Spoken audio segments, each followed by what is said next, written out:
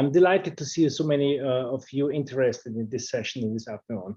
I'm the head of unit of the Life, Energy and Climate unit in CINEA. This is a new unit in this Green Deal agency, and it's a product of a merger of different teams of past EASME. EASME is an agency which doesn't exist anymore. In EASME, we merged, from EASME, we merged part of the EASME Energy team and parts of the EASME Life unit team, and they came together here in CINEA. This new unit implements two strands of the LIFE program, two sub-programs of the LIFE program. Again, here we have on one hand the clean energy transition, and on the other hand, the climate change mitigation and adaptation. We are some 40 committed professionals with a thorough knowledge in the fields of sustainable energy and climate action. The CET, the Clean Energy Transition Sub-Program, is building on the success of previous programs, mainly the Intelligent Energy Euro program running from the 2003-2013 and Horizon 2020 Energy Efficiency Program running in the last MFF period of 2014 to 2020. And we have still a legacy out of this programming period. Some or more than over 200 projects are still running in the energy efficiency part of Horizon 2020 and will be finalized. And we recently concluded 42 projects more, which also will run up to 5 years. Today, we are happy to present you the status and the outlines of the clean energy transition and climate mitigation sub-programs with different speakers you see here on the agenda. I will immediately in short term present them to you. The status of the LIFE call as such, we are currently awaiting the LIFE call 21, the main call 21 on the LIFE program. We are currently awaiting the adoption of the LIFE multi-annual work program, which we expect in early July. Soon after that, we intend to publish and open the LIFE call 21, including the call related to the CET and LIFE climate calls. The deadline for these calls will be around Christmas, still under discussion, but you will read the deadlines for the calls anyway in the calls. A few housekeeping rules here. You can use the chat to ask questions, and we will also allow, of course, some question and answer time at the end of the sessions, for which you can also take the microphone. Please always introduce yourself shortly. Now I hand over to the first speaker, to Margot from DG Energy. Margot, the floor is yours, please. Good afternoon. Thank you very much, Christian, and warm welcome to all the participants. Thank you for joining this session. My name is Margot Pinot. I work in DG Energy in the Energy Efficiency Unit as a policy officer. I'm in charge of the LIFE Clean Energy Transition program. I'm coordinating the programming process for funding priorities under this program. And today I would like to give you some relevant policy background as regards the latest development of energy, clean energy policies within, of course, the broader context of decarbonization, the European Green Deal and the green recovery. So starting from this broader context, we can maybe move to the slide first, to the slide number 1. Please, the European Green Deal is, of course, the main priority of the current Commission, but it's more than that. It's just a new European sustainable growth strategy that aims to transform our continent in the climate neutral continent by 2050. Based on modern, sustainable, resource-efficient, competitive economy. And for this, the Commission is undertaking a number of policy actions, and funding is, of course, supporting, EU funding is, of course, supporting these aims. And the LIFE program is playing an important role as truly a program dedicated to climate and environment. And so within this context, what is important to mention is that the Union's greenhouse gas emissions reduction target for 2030 has been increased to 55%. And this implies that we need to increase the ambition also on energy side, clean energy side. So this will imply a revision of number of legislation, Energy Efficiency Directive, Energy Performance of Buildings Directive, Renewable Energy Directive. All of this will be delivered under the so-called Fit for 55 package, where the first wave will be already adopted in July 2021, so next month, and the other part by the end of the year. So maybe the next slide, please, where I would like to highlight the second important element of the broadest context, which is the green recovery, because of course we are living this post-COVID recovery where the European Union put an unprecedented level of public funding on the market into the economy in order to ensure the recovery, but also to make this recovery green, so to benefit from this opportunity, let's say, that the recovery funds will give us to transform our economy towards green and sustainable one. So out of the total unprecedented budget of 1.8 trillion euro, that is composed of Next Generation EU and the next MFF, 30% will be dedicated to climate actions. So this is more than double what we had in the previous period. So the next slide, please, will show you the main element of this recovery funds, which is the Recovery and Resilience Facility. And as you can see here, the level of the target of spending for climate action is even higher, it's 37%. And we consider that it makes really sense that much of this funding is dedicated to energy efficiency, because energy efficiency is fulfilling various objectives, and all of them are in line with green recovery, because ensuring growth and local jobs, and of course contributing to decarbonization target. And that's why the Commission, when assessing the national plans for recovery, is promoting energy efficiency investments, and we can already see the effects of this promotion, that member states place an important effort and dedicate important level of funding to energy efficiency investments and buildings renovation especially. So the renovation wave will certainly happen. We see the momentum already in Europe, and we see that this unprecedented level of public funding will play an important role in boosting buildings renovation. So maybe the next slide, please. We also need to note that the public funds will not be enough to achieve, of course, our decarbonization targets and energy efficiency targets. And we need the whole spectrum of instruments and enabling measures that will trigger also private investments for achieving climate neutrality objectives. For this, and with a specific focus on clean energy, I would like to categorize EU funding landscape according to their objectives. So we have the direct investments in regions and in countries being supported by the Recovery and Resilience Facility, which I already mentioned, which is of 672 billion euro in total for loans and grants. But also, of course, the traditional funding source, which is the cohesion policy funds, ERDF, ESF, and a new funding under the Just Transition mechanism, because, of course, the social aims and the just way of carrying out this transition is very important. So this as regards the direct investments.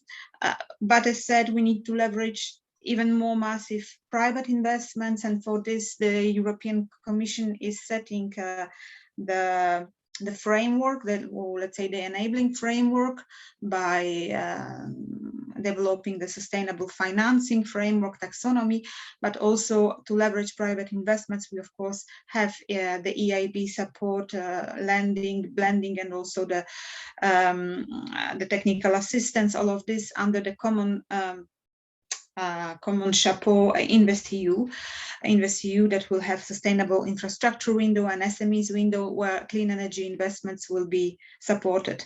For research and innovation at EU level, we have one big program called Horizon Europe, and here I would like to stress Cluster 5 dedicated to clean energy, and especially the Destination 4, where we are looking at the energy demand side, buildings and industry, their decarbonization, their energy efficiency.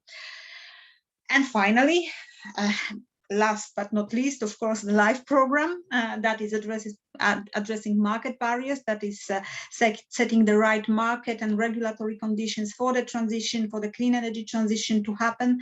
And for this, of course, clean energy transition sub-program will be the main funding instrument, but also other sub-programs which will be described later in today's session. Climate mitigation and adaptation will support clean energy efficiency as well in a slightly different manner that we are doing on the clean energy transition. You will see it later, but it's at the same level of relevance. And of course, life, circular economy and quality of life as energy efficiency is part of all of this, of sustainability transition. So I would say that that's everything as regards the funding landscape, and we can move to the next slide, where I would like to focus on this energy efficiency directive revision that will come in July, and that will propose the ambition level, the target level for energy efficiency for 2030, because as said, we need to raise the ambition accordingly to the new decarbonization target. And it makes, of course, total sense because of multiple additional benefits the energy efficiency is providing to the society, lowering energy poverty, lowering energy bills, and creating jobs and growth.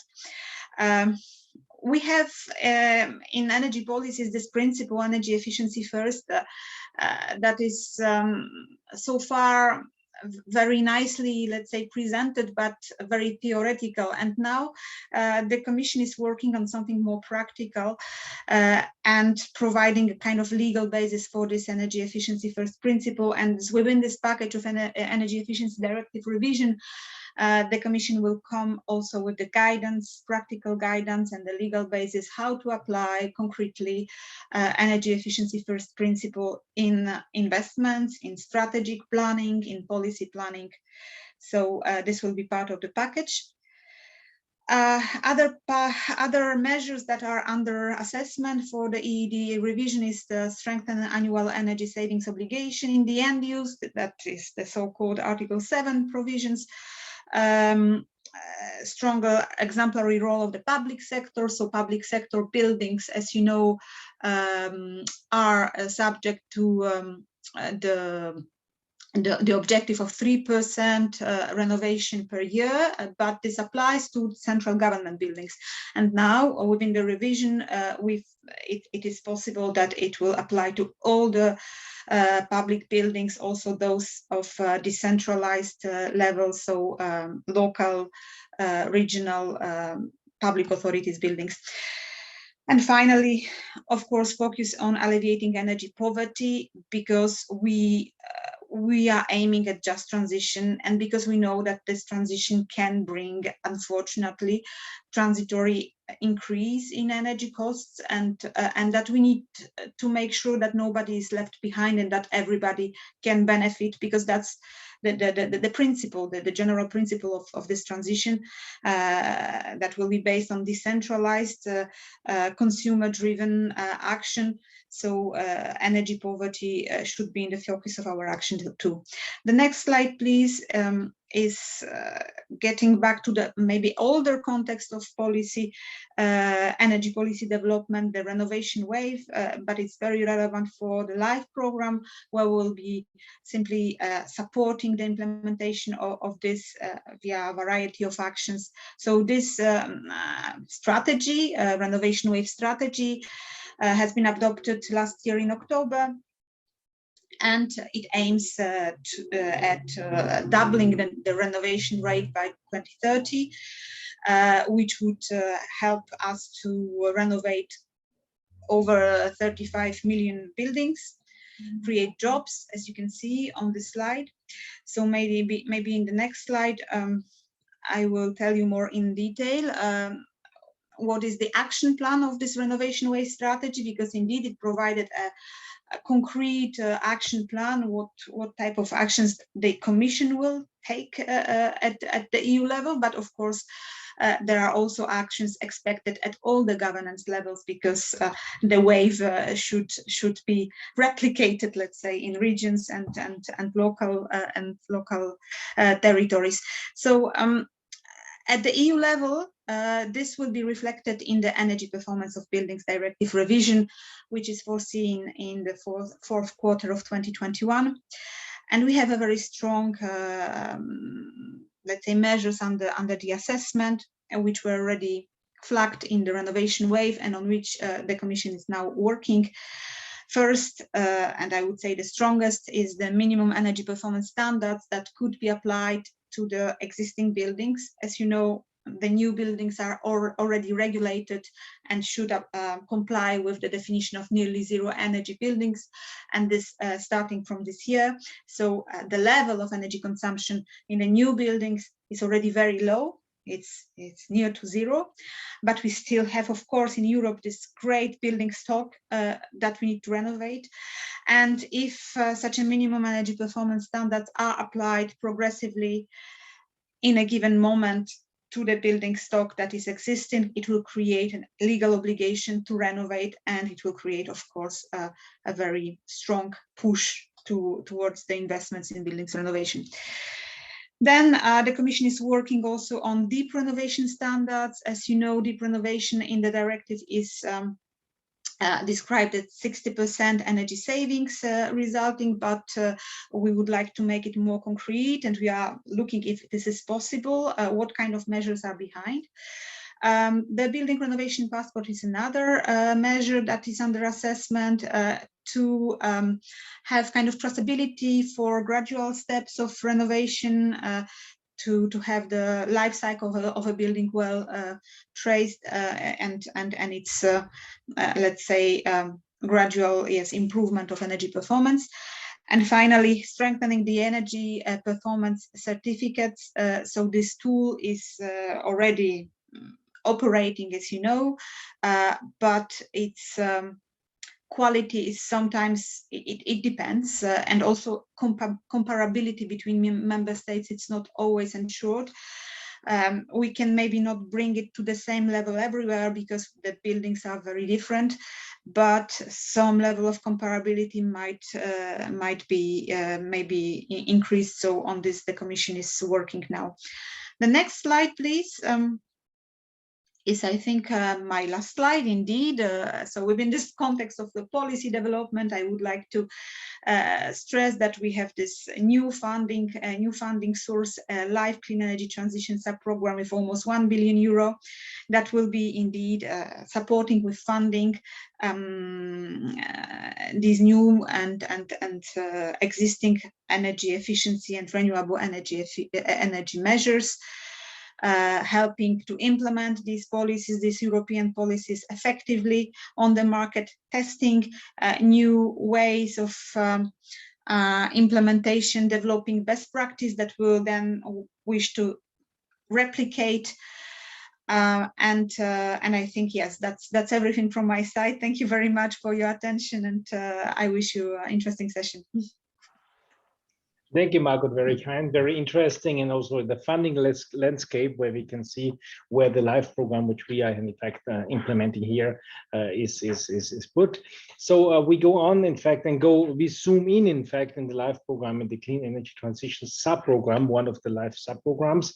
And Annette, please come to the floor and give us your insights. Thank you. Thank you very much, Christian. Thank you very much, Margot, for the comprehensive policy feedback, which is obviously the kind of exact mirror of the activities that we are going to discuss today. My name is Annette Jan. I'm working in the Life Energy and Climate Unit, the new unit at CINEA, which my head of unit, so I'm working in Christian's unit, was describing earlier. Having said this, if we go to the first slide, please. Thank you. Yes, so basically I'm picking up where at the point to which Margot has taken us in her earlier journey on describing the policy background to the program. I think what is here the essential to say is that basically the Clean Energy Transition Program is an enabling program which works in support for energy efficiency and renewable energy policy. If we go to the next slide, then here just one point that we would like to reiterate. Christian mentioned earlier that basically there is a continuation that we can build on, and indeed for those of you who know us, you know that we have been undertaking and supporting market uptake activities, so-called market uptake actions under previous programs.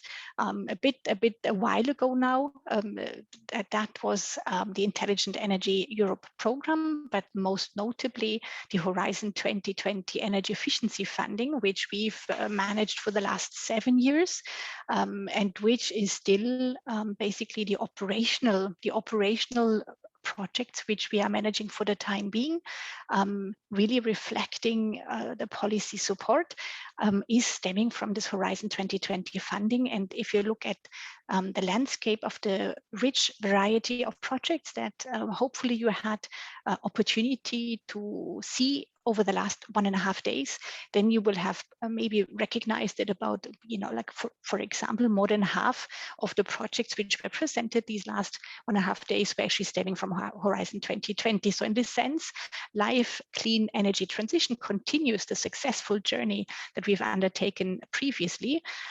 We had funded around nearly up to 400 projects in all of the key sectors of energy efficiency, and more than 200 are still ongoing.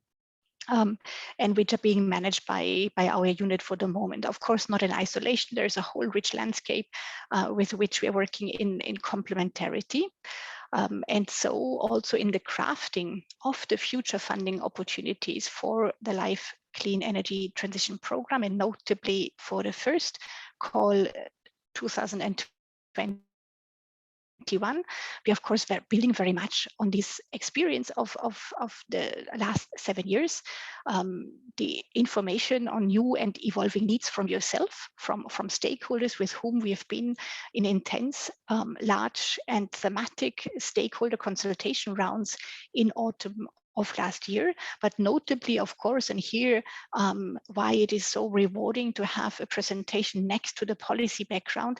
Obviously, you will find in the architecture of this program, in a thematic architecture, of course, you will find a lot of the policy needs and responses and questions which Margot had just outlined, in the sense of this program being one of the programs which is really a policy support program, and thus crafted really alongside it. If we go to the next slide, then this is basically the first architecture of the thematic themes which are being addressed under the Live Clean Energy Transition. This is what we would call the so-called areas of intervention, basically 5 big themes which reflect the policy framework set at the European level, including the target setting, including special initiatives. It's exactly here where you would be finding specific topics, and that is what is a bit special around the clean energy funding, is that the funding topics will be presented in a fairly prescriptive manner, fairly clearly spelled out, to where we would invite market, the public sector at all levels to respond to specific topics which are hoped to bring solutions to the pressing questions, to the pressing targets, but also inspiring journeys which can be picked up and replicated in other places in Europe. Now, it's also exactly at this point where we can link back to the timing. In about 1 month time, it is expected that we would be able to unfold basically these 5 areas of intervention into the concrete specific topics. You would find about 3 to 5 subtopics, if you wish, for each of these headers, which will be the priority for our first 2021 call. And so for those of you who calculate quickly, yes, there will be around, up to 20 topics which will be open for funding. And so today, as the call is not yet published, I would just invite you that you stay with me on this slide just a bit, because I can run through the different headers and explain and making links to the policy areas which Margot was explaining, in order to give just a very first overview. And that, of course, needs your reading, it's an invitation to read it, it's an invitation to be inspired by the actual call document, which will be published very soon. So if you go to the different headers, starting with the first one, building a national, regional, and local policy framework supporting the clean energy transition.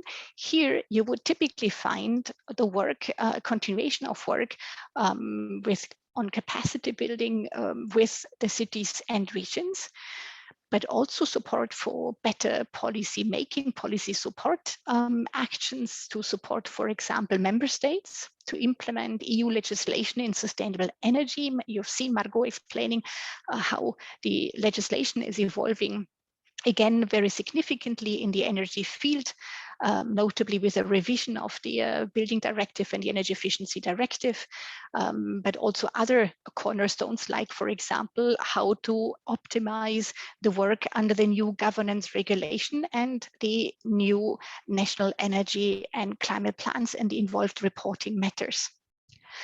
If you go to the second header, here you will find the title, Accelerating Technology Rollout, Digitalization, New Markets, Services, Business Model, Enhancement of the Related Professional Skills on the Market. And I think those of you with whom these terms resonate, you'll know that this is a fairly dense header, basically, behind which you would find really quite a number of the key funding topics of this program. Here, one would typically find all of the work related to building renovation. Now, if you look mindfully across the Life Clean Energy Transition Program, unsurprisingly, there is a lot of support for the building sector from different perspectives.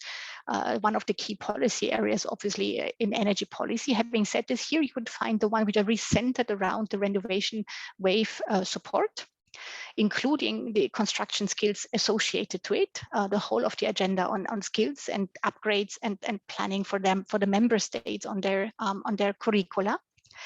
You would, however, also find important topics on industry, on heating and cooling, on the future of digitalization, in particular, notably around smart services and smart readiness, smart buildings, the whole smart agenda, which we will need in order to integrate the different segments of the energy markets, but also to get the built environment into a shape which is controllable for the energy transition. Now, moving to the third header, that header is probably speaking very much for itself as it stands, attracting private finance. It bears very much as it suggests our work on facilitating private investment. We've heard a lot of very structural and strategic work and examples during the last 1.5 days. Of course, in this Covenant of Emmaus Investment Forum, it's one of the pillars of projects that we are presenting and sharing in this forum. But of course, also our second pillar, the development and launching of concrete innovative financing schemes and their uptake across Europe.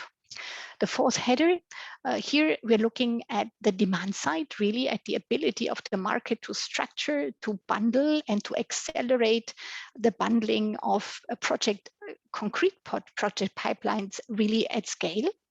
And here those who know our funding a bit better, we do have a number of instruments from which basically work a bit like puzzle pieces, if you wish, or ideally they hope to be working like puzzle pieces, complementing each other in order to really have a good offer for operators, project developers at local and regional level in order to offer opportunities in form of either technical assistance to structure project pipelines on specific specific segments like integrated home renovation services for their scale up in emerging schemes being replicated in Europe, but also piloting new models which are not yet operating at the market.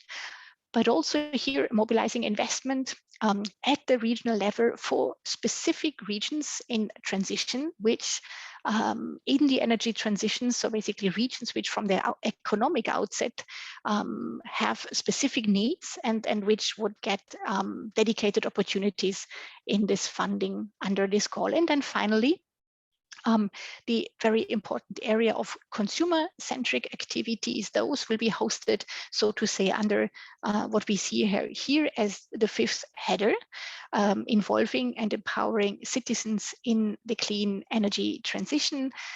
Here it will, amongst new elements, it will also include our continuation on addressing energy poverty or any other form of energy vulnerability in the context of the transition, and bringing about concrete solutions, was understanding insights into the phenomena, but also beyond that, actually getting concrete solutions into vulnerable districts.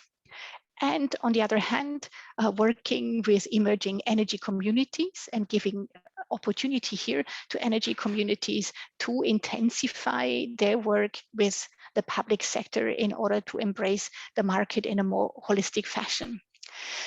Now, this is basically a helicopter view on what could be unfolding behind this area of interventions. Obviously, at this point in time, it remains headers.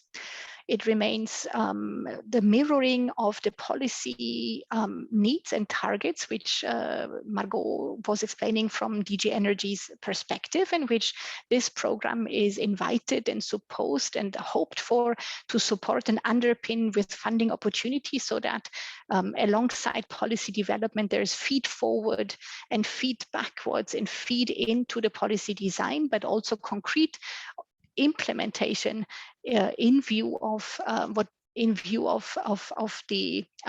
hoped targets, a bit in the light of what was being said in the closure of our Covenant of Mayors investment forum, basically how to build in concrete short-term, if you wish, action and initiatives which materialize into the long-term target setting. And that is certainly also a very good way of how to describe the mission of the program, and thus also translated the mission of the projects. Now, shortly to the next slide, please. Here, just a recall of the mission of the program, of which we've passed through quite a bit already. So I'll just pick up one thought and consideration from this slide. In continuation of the spirit, the culture, the demanding selection process that this funding program has already brought about in the last years, and which will certainly continue over into the new umbrella under LIFE, is that we make sure that the European funding has really impact on the ground, while the projects are being seen in direct support to the uptake and the implementation of EU legislation. And then going to the next slide, which should be my last slide here on the point on real impact on the ground. We are often asked, what is it that really is the driving force of projects which are underpinning European target setting, European ambition, but which is translated in ambition at all levels, throughout all governance levels. Many municipalities, regions have target setting which is as ambitious or even going beyond ambition, which has been agreed at European level. And what is here a real impact which is being driven through these projects, and giving a value which is basically a higher value, as if each and every one of us was trying to do this work in a single fashion. So here are just a few examples which probably illustrate also how we link back again to the policy objectives. We would be looking, for example, for projects which reduce the time of renovation works on site. We're looking for projects which would increase the rate of real transformation of energy audits into concrete implementation in the industry sector. If we were looking at areas where we are much more on the policy support and policy design areas, here even indicators such as the number of policies established would be a very valid motivation and driving force for a project. So basically here you can see the examples which try to illustrate the different motivational lines behind the topics, and you will find in each of the topics description of the future call document, a fairly precise description of the challenges which are to be addressed, of the type of activities which are fundable, and then basically a list of performance indicators, which we would rather say the main motivation line of your project, which is spelled out, which you can use as basically your red thread throughout in case of interest and of inspiration for your establishment and crafting of your own work. For my side, this is all I wanted to present in terms of as much as we can shed light and insight on the typical project. I think there should be one slide left, just with one or two aspects to mention before I close. Yes, exactly. This is what I was missing.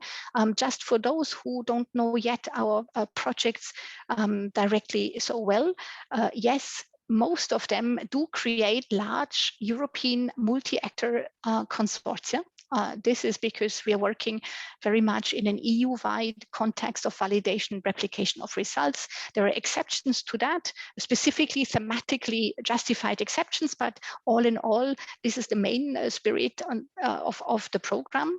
I already said it. You'll have detailed call topics, so detailed call requirements, which are the guidance, your guidance to draft your response from your perspective to that. And of course, also a readiness and motivation for an intense interacting with European policymaking process, but of course also with the policy and foremost the policy process, which actually governs the mandate of your own project and your own initiative. What matters is basically what is in your constituency. So this was really for the closing from my side. Thank you very much for your attention, and I would give back to Christian. Thank you. Annette, thank you very much for this very comprehensive contribution, in fact, regarding the clean energy transition. I hand over, as I don't see enough messages in the chat, I hand over to Philip, please, to give us a bit of insight about the climate policy context in the relation of the LIFE Program 21. Thank you. Thanks very much, Christian. Good afternoon, everybody. Welcome to this session on the climate policy update for the Covenant of Mayors Investment Forum. My name is Philip Owen. I work in DG Climate Action in the European Commission, and amongst my portfolio of responsibilities is the climate action part of the LIFE programme. If I could have the first slide, please. As you will notice straight away, both Margot and I are starting with the same theme. Different slides, same theme. And this, I think, is just to stress the importance of the European Green Deal. It is the European growth strategy. It was adopted in December 2019 by the current Commission, and it drives an awful lot of our policies forward, not just simply within the European Union, but also on the international stage. I think the important point to note is that despite the COVID crisis, the Green Deal has remained a key part of our work. And I think this, again, as you've heard earlier, is reflected first of all in the programming from the MFF, but also from the Next Generation EU and specifically the Recovery and Resilience Facility. The other point to make on this is that we're actually delivering on this policy. So looking at this slide, the farm to fork communication has been delivered, biodiversity strategy also done, leave no one behind, just transition in work. And also, looking at the other side, the renewable energy side, energy efficiency, renovation wage, all these things are happening. But of course, from our point of view, driving forward the overall climate goals is crucial. We have now the climate neutrality goal for 2050, and also political agreement at a European heads of state and government level on an at least 55% reduction in greenhouse gas emissions in 2030. And these are crucial really to understand where we're coming from for the LIFE programme, for the climate component of the LIFE programme. If I could have the next slide, please. We go back a little bit in time now to also September last year, when we announced the 2030 climate target plan. And the real purpose of this was to show that the at least 55% goal was possible. That was really the first aspect of it, but also the second aspect was clearly in the international arena of upping our contribution to the European nationally determined contribution and European climate goal for the COP26 meeting in November of this year, which at this time last year, of course, would have taken place last year. But anyway, the logic holds good. It also demonstrates how the EU is a global leader in the fight against global warming. So the benefits clearly from the target are to meet the goals of limiting the temperature rise to 2 degrees and if possible to 1.5 degrees, creating jobs and sustainable growth whilst reducing greenhouse gas emissions. And here the Europeans have a good story to tell: a 26% reduction in greenhouse gas emissions, a 60% increase in GDP at the same time, making the economy more fair, more socially fair through the transition. And this was also referred to by Margot. Other benefits by cutting down polluting substances like coal and even some others like oil and wood smoke, improving our air quality.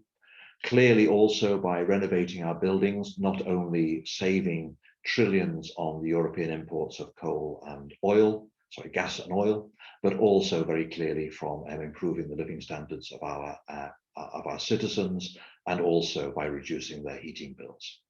And all this, of course, leads to a saving of over 100 billion in terms of health benefits. The next slide, please.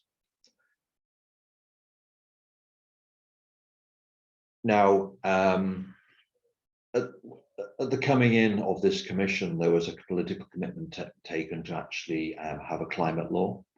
The climate law was finalized by the co-legislators just ahead of the US summit in the middle of April. And this did two things. It sets in European law the climate neutrality goal, but also recognizes the minus 55%.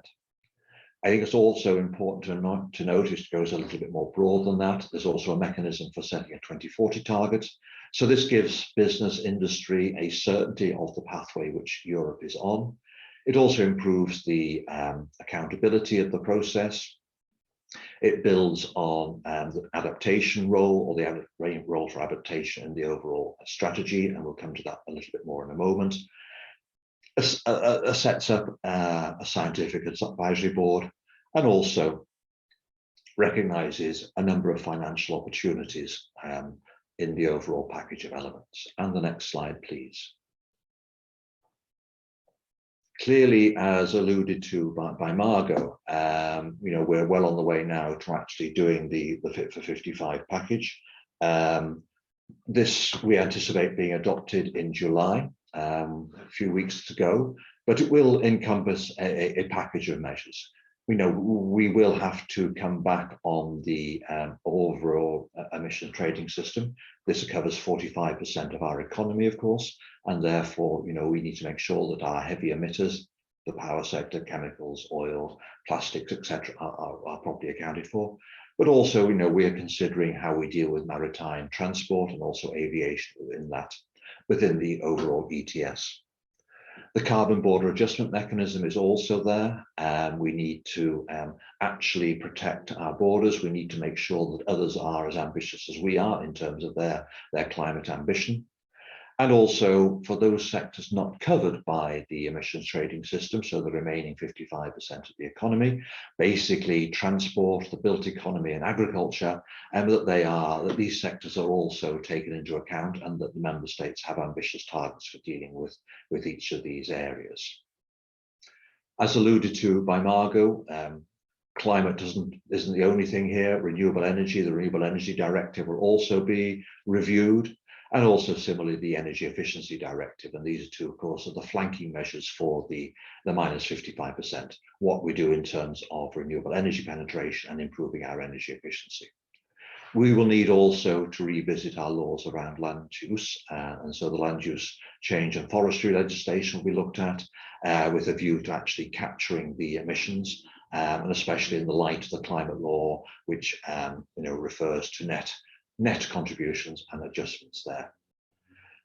The Energy Taxation Directive will also be looked at, although I'm not sure this will have a great impact, because I think already member states in most cases are above the minimum thresholds, but there are certain areas to bring into account there.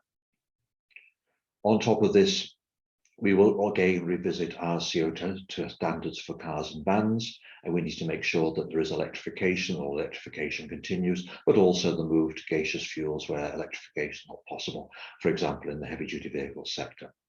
Energy efficiency in buildings being reviewed, and also many other aspects to make the overall package come into place. And so this is a real demonstration that the Commission is working together. It is not just DG Climate Action, but very clearly working with our colleagues in Taxud, in energy, in trade, and other areas.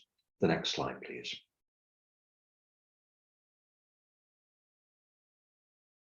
The other important part, because I've really stressed the mitigation part so far, is clearly our adaptation work.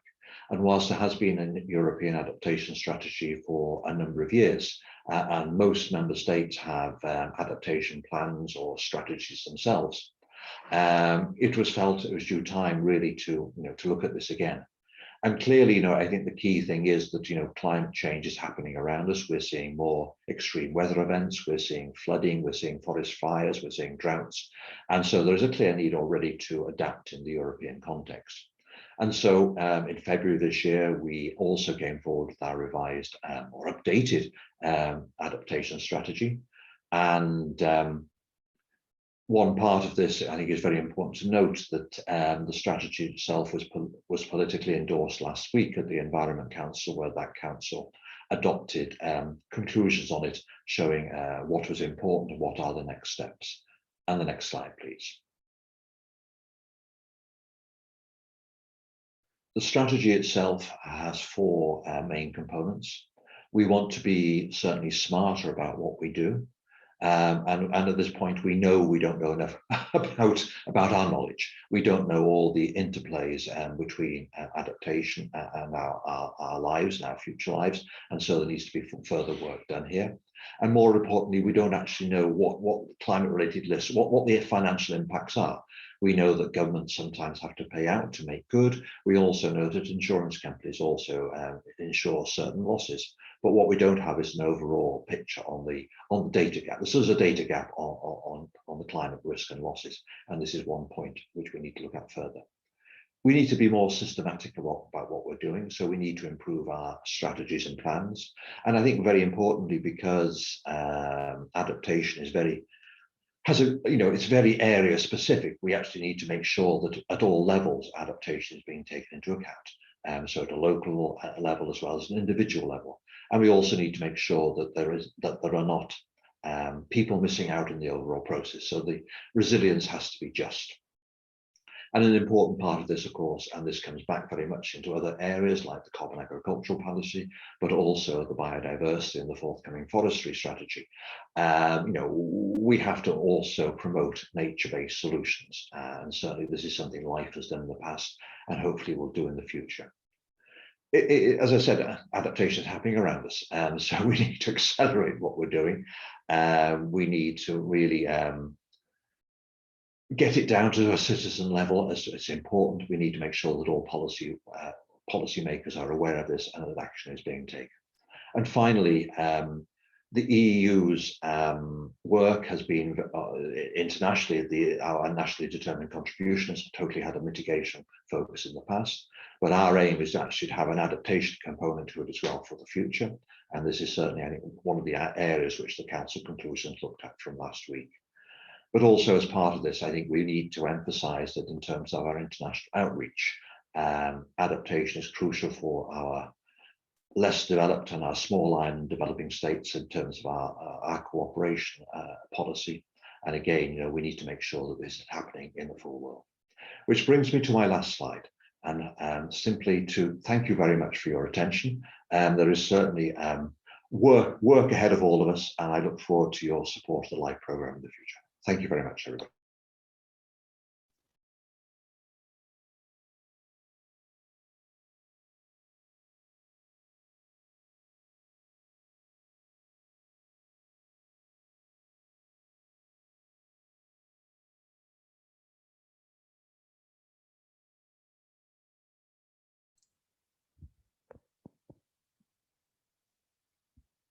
Sorry, I was muted. I'm sorry for that. Thank you very much, Philip. And Sui, please go ahead with the next slide, with the next presentation on the insights on the evaluation process and next steps in implementing the LIFE program. Please. Thank you very much, Christian. So yes, after you've heard about the policy context and also the areas of intervention for the Clean Energy Transition Program by Annette, I will now take a few moments to guide you through the evaluation process and the next steps mainly for the Clean Energy Transition sub-program, but also some elements are clearly valid for the Climate Change Mitigation and Adaptation LIFE sub-program. So let's start with the evaluation process.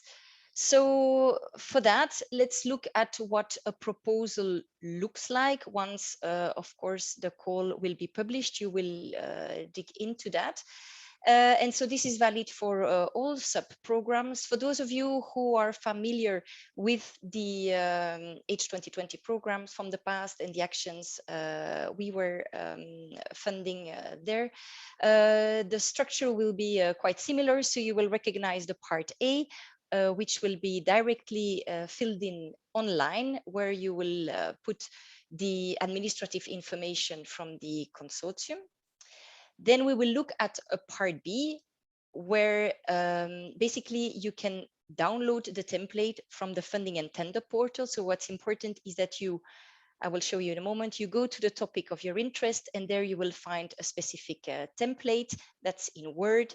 You edit it, you respect the page limit, and you upload it as a PDF document. So that's going to be the narrative technical description of your project. And what's very important is that this part is bound by a page limit, so you cannot go above that. Then other annexes will also have to be submitted, like a part C and other annexes. This can be the key performance indicators, additional budget information. And then for some topics, and in case relevant, you have the possibility to also upload an optional annex like letters of support, for example. So what's going to happen once you've submitted all of these elements? So what's really important is that you submit everything on time and that everything is complete. And then we will have, this needs to be done before the call deadline. So as Christian already explained at the very beginning, we really hope that in July, the call can be published, the calls can be opened, and we're aiming at a call deadline around Christmas. So on this drawing here, the call deadline is called month 0. And you will see that we have a process of 9 months to sign the grant agreements of the successful proposals. So you have to bear this in mind, of course, when drafting your proposal, that it will be this time period that will have to be respected.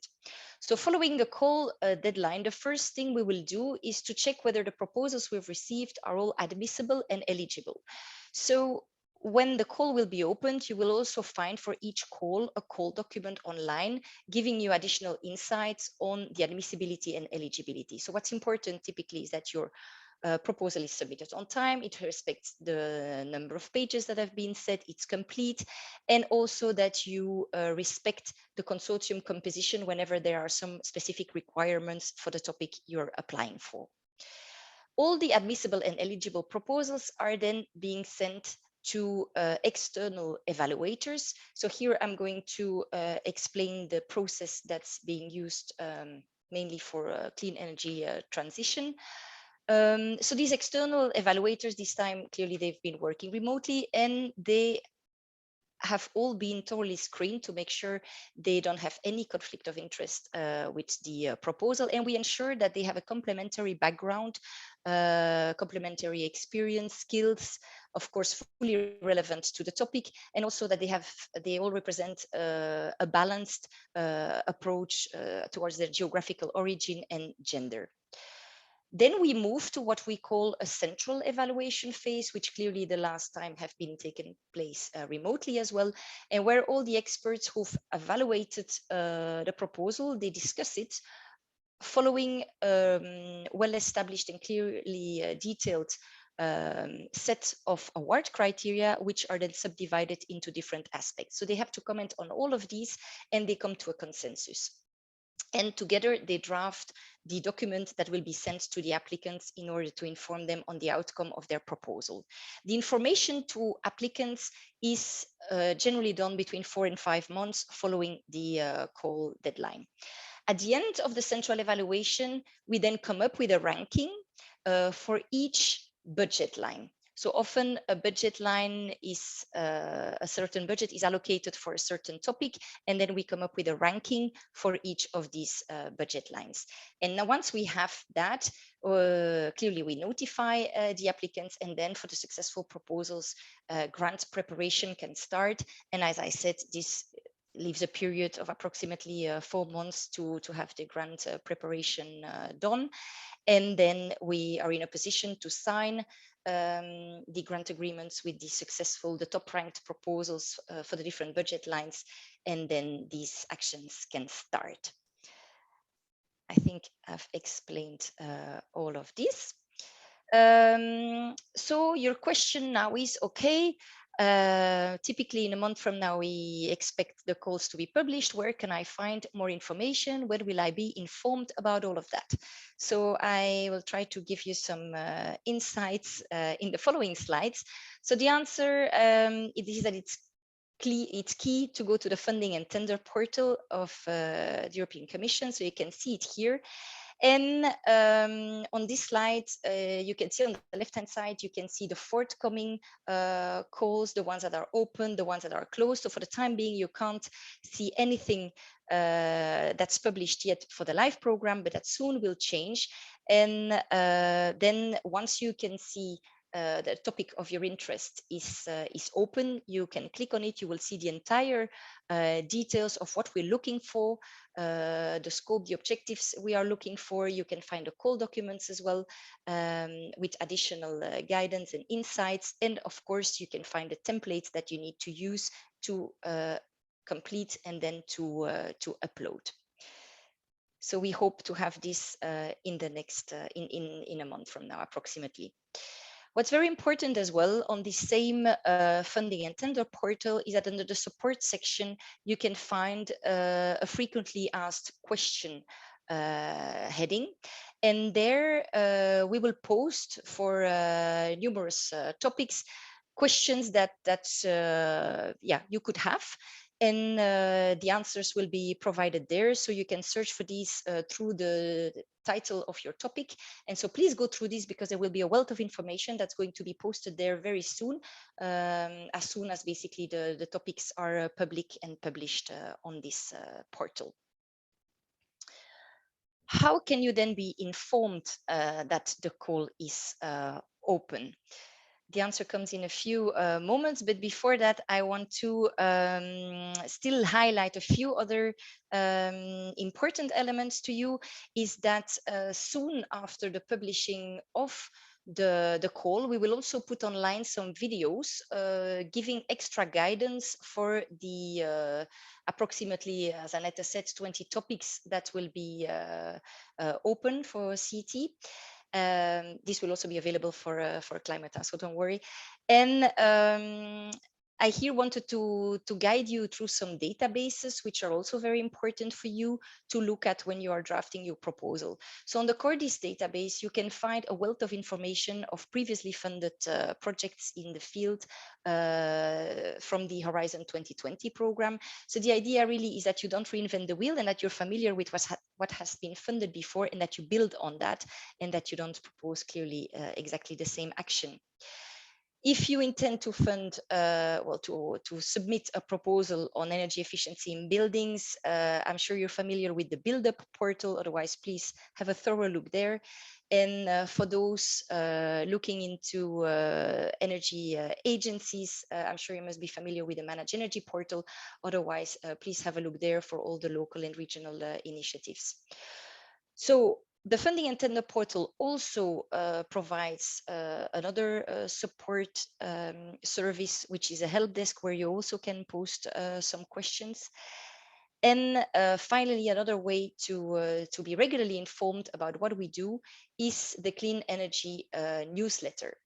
So clearly the calls, whenever they open, they will be announced through the newsletter. So if you haven't done so for the time being, we really strongly recommend you to register, to subscribe to these newsletters, to the newsletter, because there you can find a wealth of information on calls for proposals typically, but also program news, project stories, news on sustainable energy from 7 EU programs. So the calls clearly will be announced there. You can also follow us on Twitter, where we clearly will also promote all we can when we can. So look at the link to follow here. So it's cleanenergy_EU.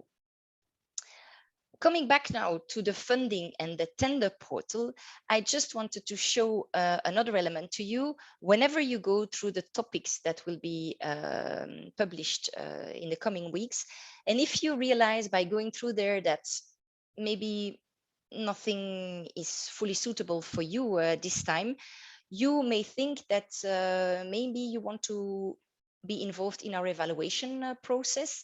As I said, we are looking for independent experts without any conflict of interest.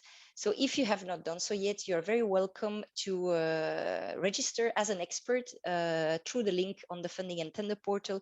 You can upload your CV there, and you select all your areas of expertise, and then we can contact you in case this matches your profile matches our requirements. So on this last slide, I want to show you and give you an overview of all the ways to keep in touch with us. So you have the link to our website, you have our email addresses in order to ask for more information, be it for the Clean Energy Transition website, subprogram, or the climate one. You have our Twitter, LinkedIn, and YouTube details. And I hereby thank you very much for your attention and wish you all the best of luck with the submission of your proposals. Thank you. Thank you, Sui. Very, very interesting. Thank you very much for this insight. I rather want to close the session now, not because we don't have answers to your questions, which I see in the chat.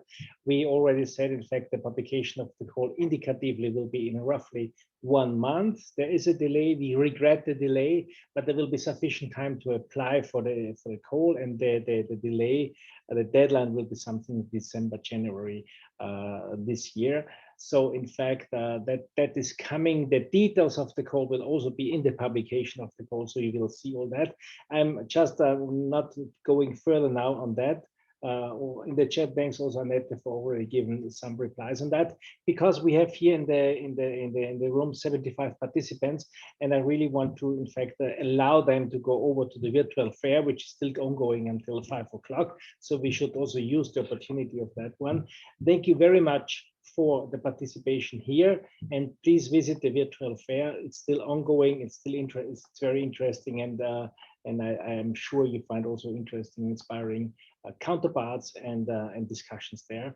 therefore, thank you for the moment, all speakers and your participation, and see you next time. For live, we will, after the call, also do an EU Info Day, so there as well you will get information. We will do a webinar with question and answers later on in September, so there will be a series of information which will come, so don't be stressed now at this moment, because there will be sufficient time, and we also count in the summer period, the summer holidays, of course, because in fact you are not supposed to, and we are not supposed to work entirely over the summer. So that is all coming, and it's a bit delayed. Again, we regret it ourselves as well, but that's the reality for the moment. And at that moment, I say goodbye to you. Thank you very much for your participation, and please join us now in the virtual fair in the next or in the other room. Thank you very much, and bye-bye.